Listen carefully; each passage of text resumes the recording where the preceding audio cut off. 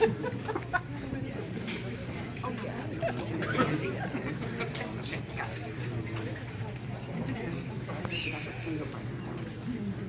share my feed. Yeah, it's on my page. Okay. Yeah, Todd is. Oh, good. Okay, good.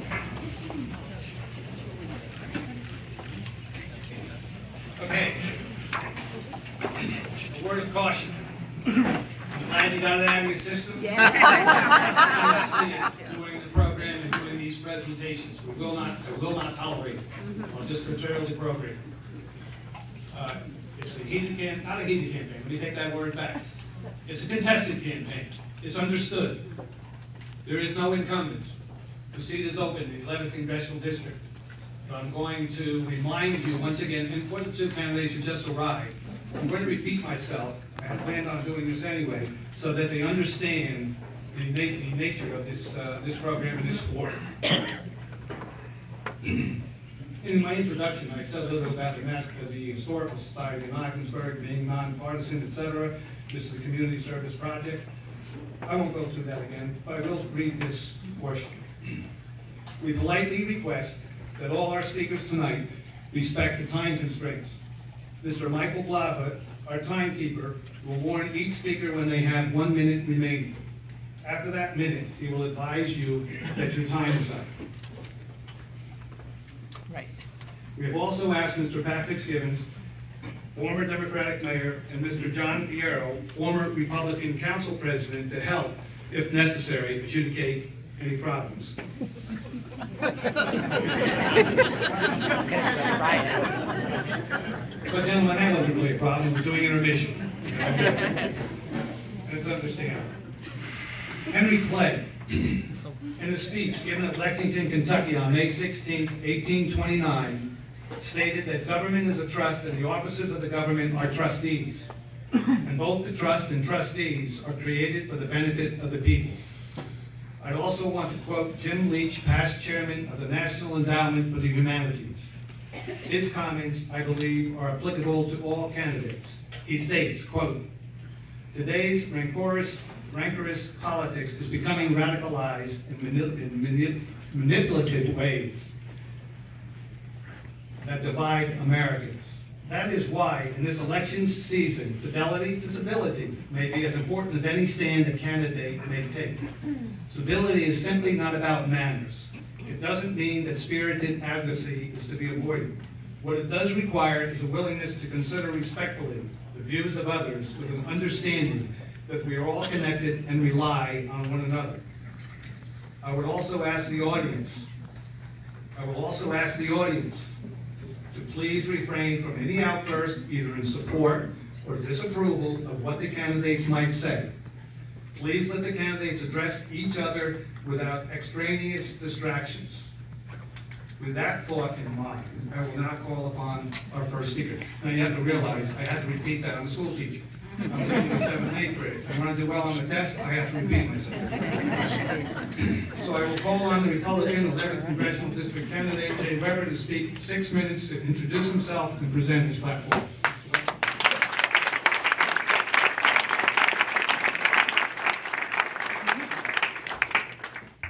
Thank you for that. And I want to thank the Society for the opportunity to address you this evening and to talk about some issues that are very important to our country. Just want to tell you a little bit about myself and kind of my North Jersey upbringing. I was the only son of Jim and Barbara Weber. Jim and Barbara Weber is a Bronx kid, meets a girl from Patterson, and where do they live? In New Jersey. The Bronx kid loses. And so we moved to Clifton, and I was raised in Clifton, New Jersey, a middle-class neighborhood. As middle class gets, two-family home in Clifton. But my parents sacrificed and worked and tried their very best to give me every opportunity that this world could offer. Wonderful public education in Clifton, high school up in St. Joe's in Montvale. I went to college at Johns Hopkins University and then on to Harvard Law School. And at every point, I understood that my parents were trying to open the world to me, give me every opportunity they could. That was a great gift, and I was deeply grateful my gift back to them was to do the very best I could with the opportunities they were providing. And at every turn, I tried to do that. And that, as it happens in America, tends to open up more doors. And the last door of my educational process was at Harvard Law School, which was a tremendous experience, even for a conservative. You walk into class and you see Alan Dershowitz ready to teach you criminal law, and everything worked out great. But the best part of going to Harvard Law was I met my wife. She was a first-year law student with me. We fell in love, and I convinced her to move to New Jersey. I guess New Jersey always wins. And I'm a better man for it. It's the best thing that ever happened to me. Johanna and I have been married for 17 years. We settled in Morris County, and we're raising 7 children in Morris Plains, ages 4 to 16. All the troubles and triumphs that come with that. It's a wonderful New Jersey life. But continuing to give back and create opportunity is something that I tried to do even after my education. I'll tell you a quick story. Before I went to Harvard Law School, I had an opportunity to study in Krakow, Poland. I stayed in a 600-year-old Dominican priory in the center of Krakow. The priory happened to be across the street from the American consulate in Poland, where every day we'd have to leave the priory, go out the door, come in the front door of the church to get breakfast. So every morning we'd walk out the door and we'd see the American flag 5,000 miles from home, which was a stirring sight. But the best sight we saw was the line of people outside the American consulate waiting to get in for the chance, just a chance, to come to America. It wasn't 3 people, it wasn't 4 people. Every morning there was a line of people down the street. Now, if that doesn't make you proud to be an American, I don't know what will. And they wanted to come to America because we had opportunity. We were the freest, strongest, most prosperous nation the world has ever known, and they understood that. And so we have to keep it that way. And we're seeing America today as strong and as proud and as free as it's been in decades. We see an economy that is booming, GDP growth over 4% last quarter, unemployment at near 50-year lows. We see wages rising, we see small business confidence rising, we see housing starts rising. We see an economy that is strong and making people freer and stronger and giving people that opportunity that they vote with their feet for in places from Krakow to Uruguay. My question to you in this campaign is, with the economy going so well, with the nation going so strong, why would we ever want to do something different? Why would we want to change course when we're freer and more prosperous than we have been in decades? Well, this campaign is very much about, where do we go from here? Do we continue on the course of cutting taxes and cutting regulations and empowering people? Or do we turn back to a time when we had slow economic growth, high unemployment, more people on food stamps, more people on Medicaid? That's really the difference between me and my opponent in this campaign. I want to continue to cut taxes. Mikie Sherrill wants to raise them. I want an immigration system that enforces the law and finds a solution to people who are here illegally, but were brought here as a youth through no fault of their own. Mikie runs with people who want to abolish ICE. Mikie runs with people who want open borders. I want a government that's honest and ethical and clean. It's something I've done in the state legislature, promoting ethics in public service. Mikie's running with Bob Menendez, the most disgraced United States senator we've seen in decades. A man who was indicted, and for all Ms. Sherrill's talk about being a former federal prosecutor, she hasn't said one word, not one word, in criticism of a man who was indicted and now stands for election for the United States Senate. It's incomprehensible. And so the difference between my opponent and I is stark and has real-world consequences. Because I truly believe the outcome of the midterm elections in 2018 is the difference between millions more people getting jobs or millions more people going back on food stamps. The difference between millions more people getting health insurance in the private sector with choice and competition, and millions of people going back on Medicaid. It's the difference between people who want to be empowered and know the dignity of work, or entitled and be denied and deprived the opportunity that this country holds out to so many. I'd ask you for your support in this campaign because those are the stakes and the choice is clear. Thank you.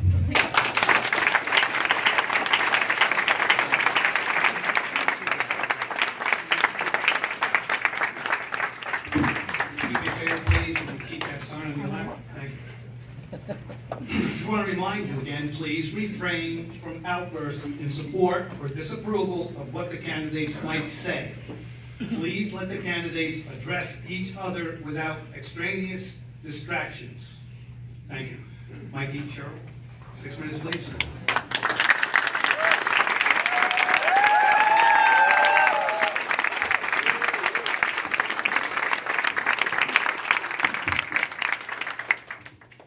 Thank you. I think we've seen the difference as our start. Thank you so much for having me here tonight. It's wonderful to get a chance to talk about my campaign, a little bit about why I'm running, and to hear from you tonight and your questions. As many of you know, I went to the Naval Academy and then served for almost 10 years in the United States Navy. I was a helicopter pilot, and in my final tour, I was a Russian policy officer. So I handled all the interactions between the United States Navy and the Russian Federation Navy. I went on to serve again here in New Jersey as a federal prosecutor, working hard to take illegal guns off the street and to end violent crime and keep our communities safe, but also working to help people coming out of federal prison successfully re-enter our communities and not re-enter prison. That kind of service was really modeled for me by my grandfather. He was a pilot in World War II and flew missions over occupied France. In fact, he was shot down over occupied France and rescued by the Free French, which was incredibly lucky for him because other members of his crew were picked up by the Nazis and put in POW camps for the remainder of the war. And so service is incredibly important to me, incredibly important to my family. And as I think about the best way to continue my service, it's to run for Congress, to fight hard for New Jersey and the things that we believe in. Because when I look at Congress, I'm reminded of a lesson that I learned in the United States Navy. The worst thing you can do in our Navy is to run a ship aground. And yet often, when you investigate that, you find the people on the bridge of that ship knew that it was going to run aground, and they don't say anything. And sometimes they don't say anything because they're afraid of the captain. Sometimes they don't say anything because they think the other members of the crew are going to make fun of them, tell them they don't know what they're talking about. Sometimes they don't say anything because they don't think it's their job. But for whatever reason, they put their own self-interest ahead of the ship and its crew. And I tell that story because it reminds me of too many members of Congress right now. We have too many members of Congress that are putting their own self-interest ahead of this country and the people they serve. And so that's why I'm running, because we have to fight here in New Jersey. We've got to fight hard for a tax plan that invests in our middle-class families. I pledge to you that I will go to Congress and fight hard to get back our state and local tax deduction. This tax plan hits New Jersey worse than any state in the nation. It's why no member of the North Jersey delegation voted for it. Not Lance, not Freelandheisen. It's why the Chamber of Commerce said it would be bad for our economy. This is not a good tax plan for the citizens of New Jersey. It's why we need to fight hard for quality and affordable health care for everybody. We have seen the constant attacks on our health care system result in rising premiums, result in people with pre-existing conditions be in danger of not getting health care, even an age tax proposed, an age tax on our seniors, resulting in them paying over 5 times what other people would be paying for health insurance. We can do better. We also have to fight hard for infrastructure spending. We have the most critical and most important infrastructure project on the books today in the Gateway Tunnel. It's not just an economic issue for many people, it's also a quality of life issue. We have got to get infrastructure spending down so we can make good jobs now and well into the future. We already pay more and get less from the federal government than any other state in the nation. We get back 74 cents for every dollar we send to Washington. And now, when we have this critical infrastructure need, Washington's not investing in New Jersey. And I'll tell you, here in Sussex County, it's even more critical. We need federal grants to make sure we have high-speed internet. We need to make sure we continue our rail system into Sussex County, because Sussex County has the worst commuting times in New Jersey. And New Jersey's not known for being a place with good commuting times. So we've got to figure this out. It's a quality of life issue, and it's also an economic issue. It's why many of the corporations, it's what they cite for not investing more in New Jersey and growing our jobs. So these are all the things I'm fighting for. And I'll tell you, I've been talking a lot about the issues. And unfortunately, my opponent, Jay Weber, doesn't want to talk about the issues because his views are out of step with New Jersey. His values are out of step with our values. And so he wants to talk about me abolishing ICE. Well, I've never said I want to abolish ICE. I don't want to abolish ICE. If you want to know the company I keep, they're federal prosecutors. They're ICE agents who I've worked with on cases at the U.S. Attorney's Office. He says that I support Nancy Pelosi. I don't support Nancy Pelosi. I'm not supporting Nancy Pelosi for Speaker. I don't think she'll be the next Speaker. So these are some of the things that he's putting out, but what I think we need to talk about tonight is our tax plan, how we're going to get quality and affordable health care for everybody. Thank you so much for having me, and I look forward to talking to you some more.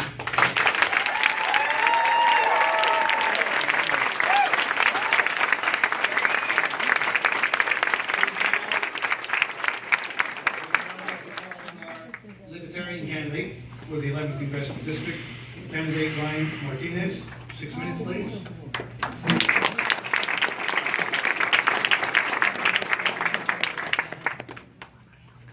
Thank you, John, and thank you all for having me tonight. My name is Ryan Martinez. I'm an attorney licensed to practice law in the state of New Jersey, New York, and Pennsylvania. I'm a married man, 15 years this year, to a wonderful wife named Lisa. I have 2 small boys, Nick and Alex, who are 7 and 4. I'm a Libertarian candidate. For those of you that don't know what a Libertarian is, the philosophy is very simple. Don't hurt anybody, don't take their stuff. Nice and simple, right? No one can argue with that. I'll add one more little caveat to that. I am not arrogant enough to believe that I know how to run your life better than you do. As I look across this room, every single one of you are better suited to run your own life than I am. Government was not meant to be this big, and good people don't want to govern you. Now, I know what you're probably thinking after I said that. Well, if you don't want to govern, why are you up there? Fair question. The simple reason is because I want to go to Washington to give the power back to you. We've heard from a lot of candidates here and across the country who say, I want to go to Washington to fight for you, without knowing anything that you need in your life. What makes you happy, what you need for your health care, what you need for your family. And what's even funnier is they say, you gotta appreciate this. They write laws that send your tax dollars to Trenton, to Washington. Then they look at you with a straight face and say, but don't worry, I'm gonna go back and fight to get some of that money back for you. And everyone seems to be okay with that. How is that okay? It's not. Government was not meant to be this big. We were not meant to be this taxed. Government is not supposed to be our parents. We are supposed to have the power to live our life as we see fit. For those that champion the tax cuts, they forgot one small issue. They didn't cut spending. You can't cut taxes and not cut spending. The government doesn't have a revenue, that's what they call it, it's really a tax problem. We have a spending problem. The entire budget needs to be cut. We need to go through everything, and by the way, I'm not making any promises, it's going to hurt, but we have to do it now because we are $21 trillion in debt.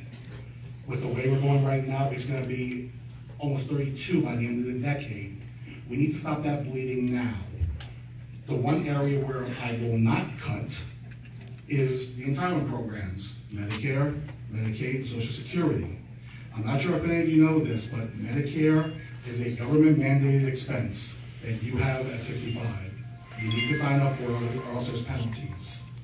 Only 8% of Americans have saved enough for their retirement. Your politicians don't tell you this, your financial planners don't tell you this. And if they do know about it, they're just kicking the can down the road because they don't want to be the person that tells you that we need serious reform. Everyone knows this. Social Security is going broke. Medicare is going broke. Medicaid is going broke. But we just can't yank it away from everyone right now. That would be immoral.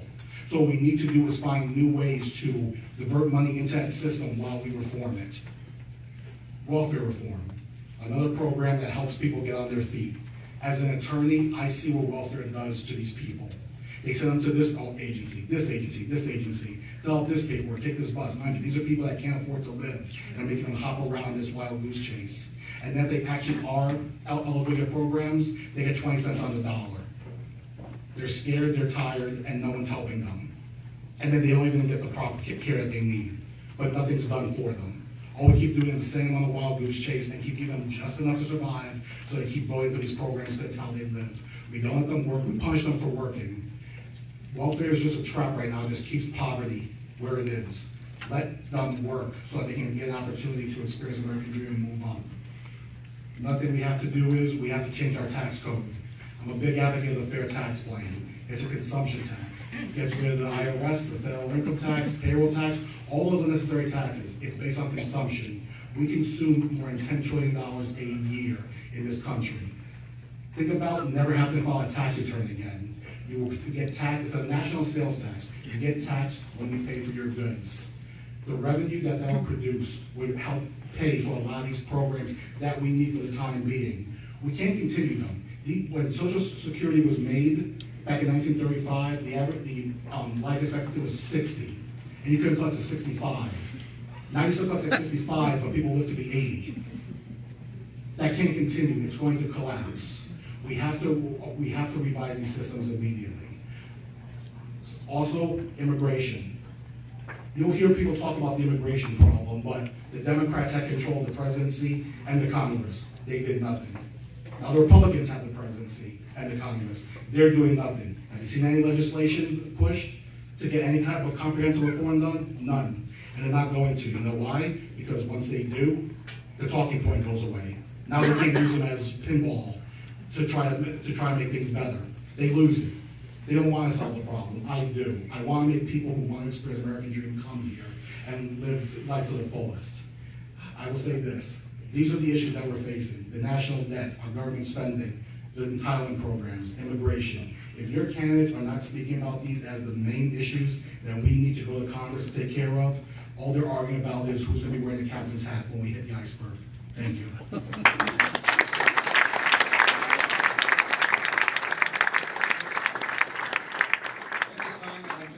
Robert Crook, No Label Party, 11th District candidate, to speak. 6 minutes introduction, please.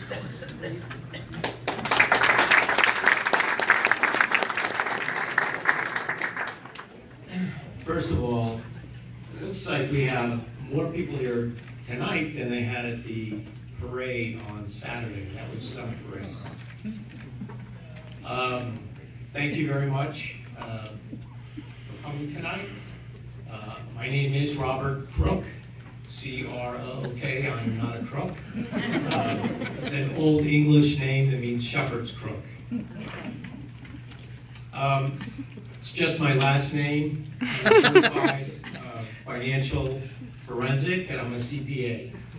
And I have a history and a track record for finding money and providing solutions to problems that are large and complex. Fixing problems takes endurance, tenacity, and willingness to roll up your sleeves to get the job done. It also requires working closely with people from many different professions and backgrounds, working towards a common goal. Over the past 30 years, as a resident of New Jersey, I have worked for the citizens of New Jersey in many ways. I started a not-for-profit in Plainfield to renovate a train station because New Jersey Transit was afraid to give the money to the city of Plainfield. It took us 13 years, and it was the first redevelopment project in Plainfield since the riots in 1969. I started small businesses from Morristown going all the way down to Maplewood to help revitalize our downtowns. And downtowns are really the fabric of New Jersey. And for the past 10 years, I was the chief audit executive of a Fortune 200 in the insurance, oil and gas, and tobacco industries. That's a lot of different kind of rules and regulations. So why am I here tonight, and why am I running for Congress? Especially with a name like Crook. I'm running for Congress because our country is at a crossroads. We're at a crossroads between two polarizing parties that are just fighting. We have to stop fighting. We have to start working together to get things done. We have a lot of very serious problems going on, and we have to fix those problems. First of all, we have a national debt of $21 trillion. That's the highest it's ever been. In just 15 years, Social Security will be gone. So if you're depending upon Social Security to retire upon, you better start saving for something else. The thing that most people in New Jersey tell me is a problem, that's jobs. The economy may be booming in other parts of the country, but not here in New Jersey. This is the most expensive state for taxes and for people to live in. All of the candidates, whether they're running for Congress or running for Senate, say they're going to give us back our share of the money that we send to Washington. But nobody tells you how. I'm going to tell you how. It's called medical research and development startup jobs back here in New Jersey. We need to work from our strengths, not our weaknesses. So how do you do that, and why hasn't that happened already? Last year, $21 billion was available from Health and Human Services for medical research and development jobs. Massachusetts figured out how to get $2 billion back. North Carolina figured out how to get $1 billion back. New Jersey only had $200 million. So why is that? That's because we don't have people working for us in Congress or in the Senate that know how to put investors together with the funding. Not people that understand taxes, understand accounting, and understand how money works. That's what I've done my entire life. We need to reevaluate what are the skill sets of elected officials that we are sending to Congress. What do I mean? Should they take 2 years to learn their job about pipeline explosions, about insurance issues and problems? Or are we just going to be talking about fights that we currently have related to social issues? Or do we really care about finding jobs and fixing the economy here in New Jersey? I know how to fix the economy. I know how to find jobs. And I'm willing to fight for New Jersey. And that's why I'm running for Congress, and that's why I'm asking for your vote on November 6th.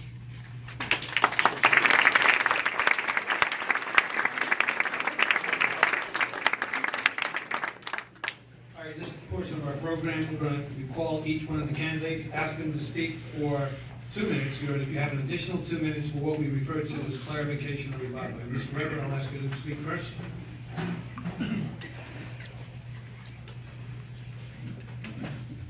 I was going to do this when I come back. Thank you for the opportunity. I do want to address a couple of things that were said. Ms. Sherrill raises the name of Nancy Pelosi, and maybe a little off script for my opponent, but let's be clear. She said she doesn't want to vote for Nancy Pelosi for leadership. She also said very clearly she thinks she's the most effective speaker that we've seen in decades, and she applauds the legislation she was able to pass. That's her own words. You can't object to using your own words in a debate or in TV advertisements. I think Nancy Pelosi was a horrible speaker who raised our taxes, who advocated for sanctuary cities, who tried to blow up Medicare. I think she did a terrible job. And if you vote for a different speaker, but want Nancy Pelosi's policies, you're the wrong person for the 11th Congressional District. Another clarification that I think should be addressed. And say Mikie wants to abolish ICE here this evening. I said Mikie runs with people who will want to abolish ICE. When you stand up at protest rallies, when you do public events with people who want to abolish ICE, you send very mixed signals about what you believe and where you're going. And as for the company you keep, if you're running with Bob Menendez and can't say a word about his corruption, you're probably doing the wrong thing. Now, I agree with some of the other candidates. The best way to get our money back from Washington is not to send it down there in the first place. And so cutting taxes becomes an imperative. And I agree with Mr. Crook. We do need to work together to solve some of these problems. And I've been a bipartisan leader in the state assembly, passing legislation on prevention of sexual predators from getting jobs in our schools, to providing additional support for victims of domestic abuse. That is the agenda. Those are the issues that I think the 11th Congressional District wants to hear. One of the opponents said that when you stop hearing about these divisive social issues and start talking about things that people are really talking about, that's what my campaign is about. Those kitchen table issues that will make life better for the people in the 11th Congressional District. You have 2 minutes for clarification. So I think I've already addressed some of the issues we just heard about, and I, of course, stand by what I said. I think something that would be very interesting is to know who Assemblyman Weber's going to support, because we know who's running for Speaker on the Republican side. Scalise, who's voted over 70 times to try to repeal our health care instead of trying to make it better. We know that there's Jordan, who did not report sexual assault cases when he was a wrestling coach and would not approve Hurricane Sandy funding. You know, there's McCarthy, who was the architect of the SALT deduction, which was now recently made permanent by the Republican Congress. So I think that's incredibly concerning when we move forward and looking for who the next leader of the House is going to be and what they're going to do to support New Jersey and the New Jersey taxpayer. I think when we think about, too, it's not just the issues at hand as far as taxes and health care and infrastructure spending. It's also stuff like making sure we support women's health. And Assemblyman Weber voted numerous times to defund Planned Parenthood. In fact, he was one of only 2 people to support voting against equal pay for women a couple months ago. He worked on an amendment to our Constitution, even after it was made into the law of the land, to ban gay marriage, despite the needs of people here. And he also was the only person in the entire legislature to vote against providing health insurance for people suffering from opioid addiction. This is simply not someone who has made a habit of reaching across the aisle to build good consensus in the legislature, and not someone that will going forward if he goes to Congress. So I think it's important that we look at people's history. I've always worked with other people from very different backgrounds and gotten the mission accomplished, and Jay Weber hasn't.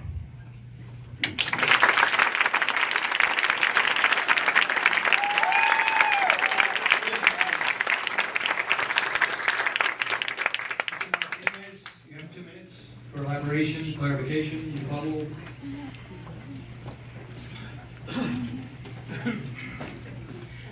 I do not know any of my other candidates or opponents here personally, but here's one thing I'm definitely sure of. The government is not good at creating anything. They're not investors. They don't make their own money. All they know how to do is take it away and give it out. That's not efficient. I'm not coming here to promise I'm going to create anything. What I'm going to do is make the state business friendly again, so that people like you can start startup businesses, so you can invest, so you can bring things to Sussex County. Instead of saying, well, what are you going to do for me? I'm not.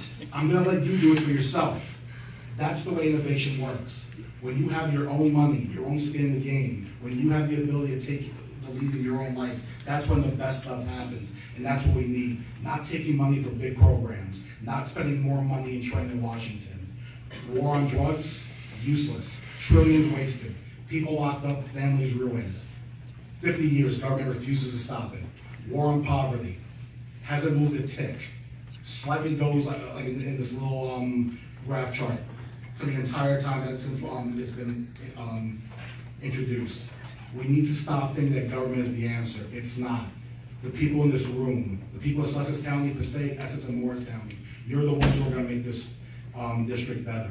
I'm going to go to Washington to take the power away from the bureaucrats and back into your hands. That is how we're going to become a power again. That's how we're going to make this district better. As I tell my kids every morning before they go to school, I'm not going to strive for perfection, but it will be excellent. Thank you.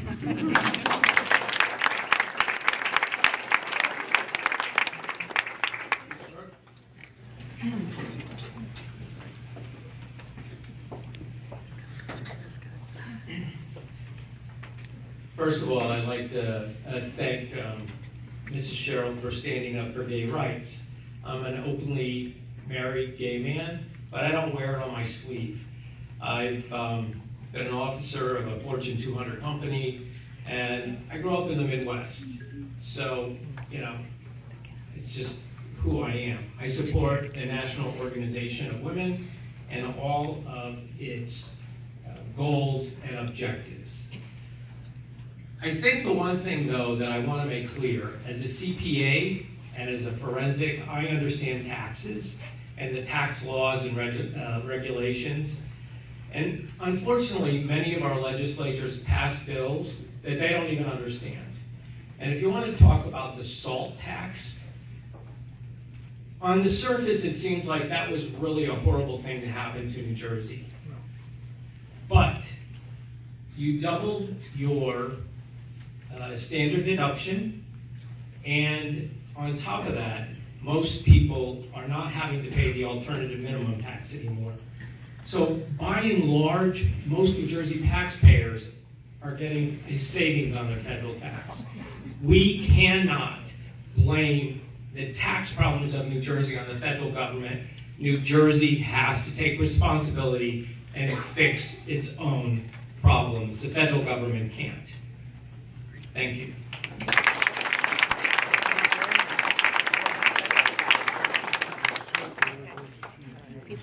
All right, we now enter our question and answer period, and with all the questions that we have, I know some of you may be disappointed, but please be patient with us. It's been a long evening. We will have two questions we will ask of each of the congressional candidates. The first one is from a person, from a resident in Jefferson Township, and it goes like this. The latest report from the UN says we have only about 10 years to get ahead of anthropogenic climate change. What will you do to stop polluters, accelerate the transition to renewable energy, and save our seas? Mr. Crook, would you mind responding to that question? Okay. Let me read it again. The latest report from the UN says we have only about 10 years to get ahead of anthropogenic climate change. What will you do to stop polluters, accelerate the transition to renewable energy, and save our seas? Okay, I actually am very happy that you asked this question. I spent 12 years in the energy industry, both in offshore drilling and natural gas pipeline industry. In 2012, the Clean Air Act was put in place, which reduced, forced carbon emissions to be reduced. And most of the power plants in the United States that were coal were changed to gas. And that reduced carbon emissions by 60%. Probably the most intelligent man on this issue is a guy named T. Boone Pickens, who has advocated for solar and wind on top of gas and oil and diversification. But we have to be smart and understand what parts of the economy, and I'm talking about the energy economy, are best and most efficiently to be used for each one of these areas. Ms. Sherrill was at a Sierra Club meeting, and she said that she thought that we should turn New Jersey's power source into wind farms like they do in the Netherlands. Well, 80% of the Netherlands' energy comes from natural gas. The other 20% comes from biomass, solar, and wind farms. So we need to send somebody to Congress who actually understands the way the rest of the world works. We're part of a power grid, which is owned by First Energy, and we have to work with others. And First Energy owns power plants in Pennsylvania, West Virginia, Ohio, Indiana, and Illinois. Those states are very much, they don't even want to use, West Virginia doesn't even want to use natural gas anymore. They want to go back to coal. So we need to work with others. We can't just say New Jersey's going to switch to wind farms. I think that we have to put together a long-term capital plan, which the country does not have, not just for energy, but for all of the infrastructure projects that we have. And infrastructure needs to include cyber security. Thank you.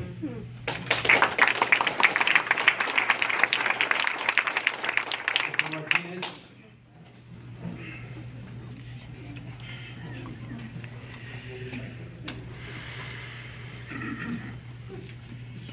to use a statement that I use frequently in my life, I think I know a lot, and no, I don't know everything. This is one of those things where I'm not a scientist. I know that climate change is, look, I read a lot of articles, I try to stay as informed as I can. There are those that say climate change is one of the biggest issues we're facing right now. Others say it's greatly exaggerated. Then there's everyone else in the middle. From everything that I read, I cannot tell. And I don't feel qualified enough to say this is what we have to do X, Y, and Z. What my stance is, though, when it comes to things such as renewable energy, whether it be solar, wind, what have you, is I want the free market to do what's best. What I want to do is open it up and allow businesses to find what's the best solution. Get out of the way, don't pick winners and losers. We're not going to go with the wind, we're not going to go with the solar, we're not going to do this. We're going to find out what's the best source to use. That's best for Americans, that won't pollute, that'll still give us our clean air, that's the most efficient. But that's not done in Washington, that's not done in Trenton. That's by going to scientists, people that know the science, people that know the issue, and finding out which is the best thing to do for our country and our world. And that's the way it gets done. Okay.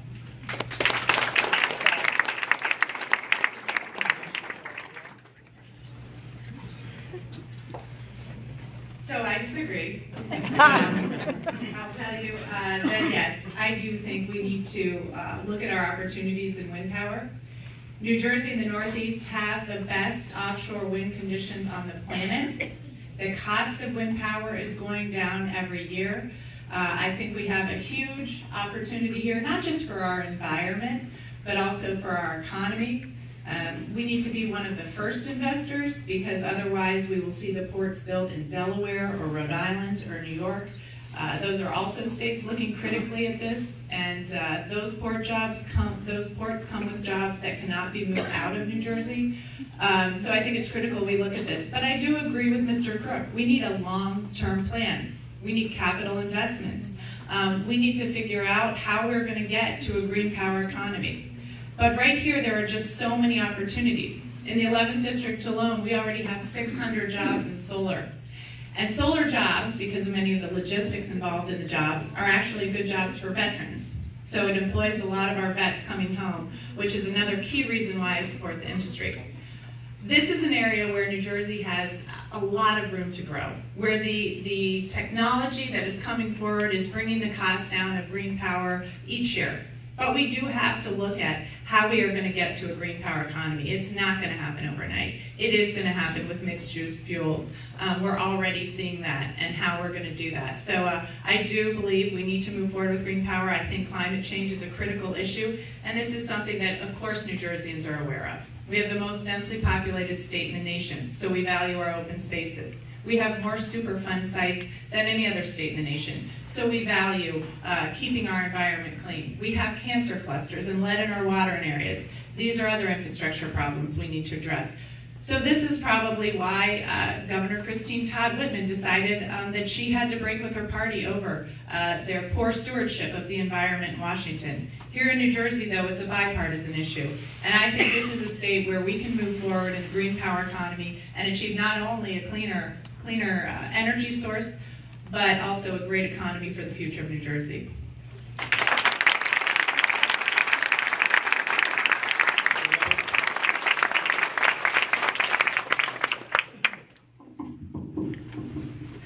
There's a Kenyan proverb that says the earth isn't given to you by your grandparents, it's lent to you by your grandchildren. And as someone with 7 kids, and hopefully many, many, many more grandkids someday, I take the responsibility of protecting our environment very seriously. Protection of the environment always has to be balanced with economic development and opportunity for Americans to earn a living.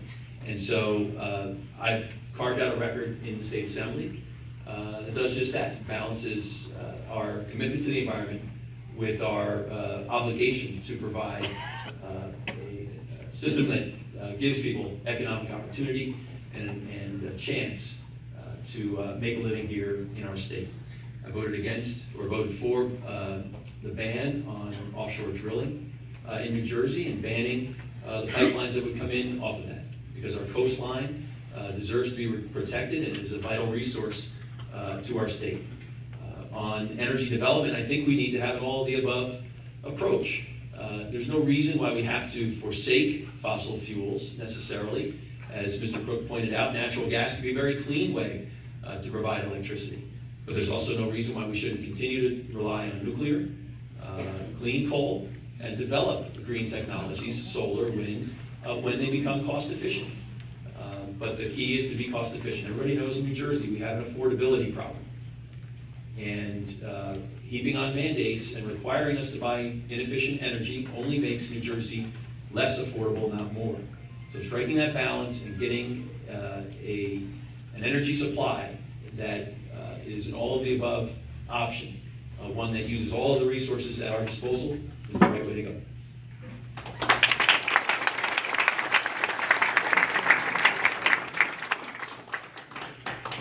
We have one more question I'd like to ask our candidates. And acknowledging that each of our congressional candidates have established position papers on many of today's issues. And many of your questions, I believe, could be answered by these position papers. This particular question to our candidates will deal with the way in which our present Congress conducts itself in the decision-making process when dealing with all of these issues. And the question is, in Article 1 of the Constitution, establishing the legislative branch of government, there are no term limits for either a member of the House or for the Senate. And a representative of the House must be at least 25 years old and a senator 30 years old. With the average life expectancy in 1787 of 38 years old, and in 2018 it being 78 years old, what would be your position on establishing term limits for our Congress? Would you have any suggestion what those limits might be? I'll call on Mr. Crook, please.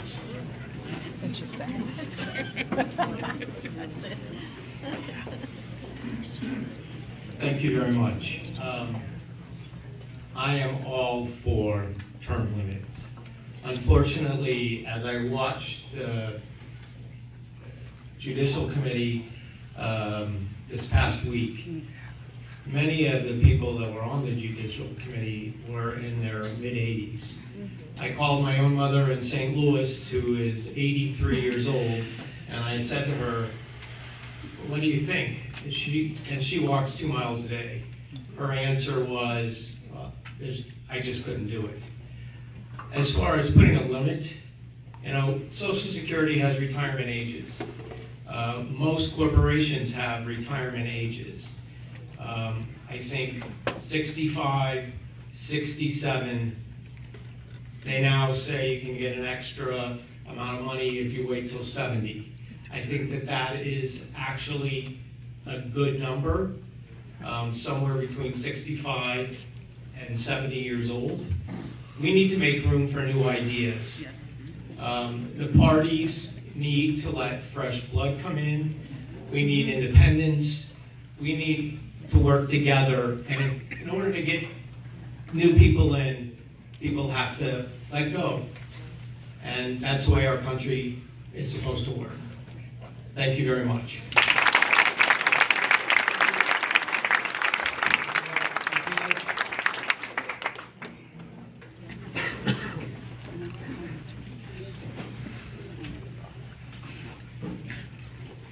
If you watch the TV in the past couple of months, we don't have to talk about what you think Judge Kavanaugh is innocent or guilty. I think everyone in this room will agree that that whole display was embarrassing.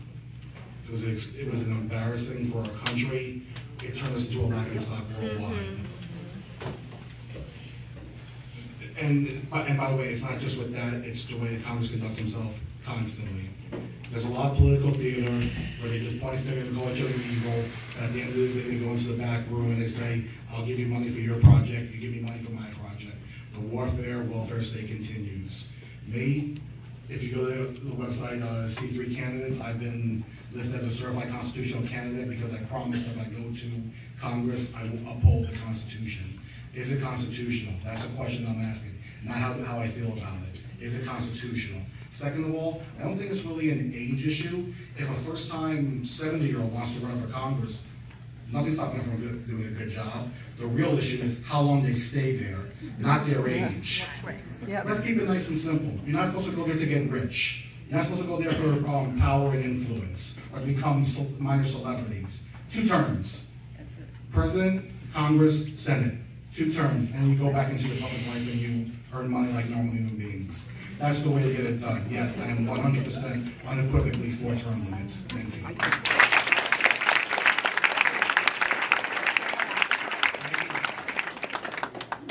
Mikie. Brother Mikie. So I do think this is a discussion that needs to happen, especially in the Democratic Party, quite frankly. We see in the Republican Party that there are term limits on chairmen of committees, and that creates movement and vibrancy in the party, which I think in the Democratic Party we need to look at. We need to take a look in the mirror and determine how we're going to move forward. Because right now we see the average age in the Democratic Party in Congress is far older than in the Republican Party. We see the leaders in our party have all been there for many, many years. And then we see new leadership. New leaders that could come up in the Democratic Party in Congress, quite frankly, leaving Congress because they just don't see any reason to stay, no advancement up, no movement in the party. And as I've been saying over and over, if we're going to do new things, if we're going to promote new ideas, if we're going to break this partisan gridlock that we have in Washington, we can't keep doing the same thing. Right. So we need to move forward. And yes, I'm interested in looking at term limits. There are various ways you do it. As I mentioned, in the Republican Party, there are term limits of 6 years on chairs for the various committees. And we need to look in the Democratic Party of how we want to move forward with our term limit system.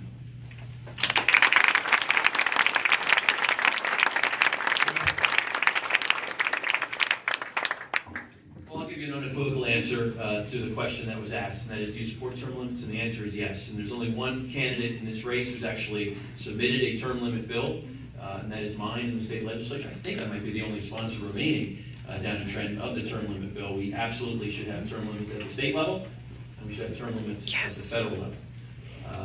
Not just for committee chairs, not internal caucus rules, but a constitutional amendment that limits the terms that members of Congress can serve. The president's term limited, and I don't see why members of the House or United States senators shouldn't be either. It does provide new blood, fresh ideas, and prevents the situation that we see today, for example, with Bob Menendez running for re-election again, embarrassing our state once more. So I completely support term limits and have been a leader on bipartisan issues in the state assembly to demonstrate my ability to reach across the aisle and get things done. I've served in the assembly for almost 6 terms. This is my 6th. And I've served with 125, 126 Democrats during that time. I've co-sponsored legislation with 113 of them.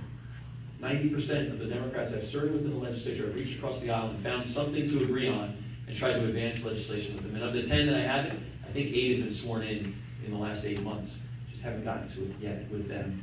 But it is something that is vitally important in Washington, D.C. for us to do, to find common ground. It's something I've done in Trenton to advance things like stopping sexual predators from getting jobs in our schools and supporting domestic abuse survivors, and something I will do in Washington starting next January.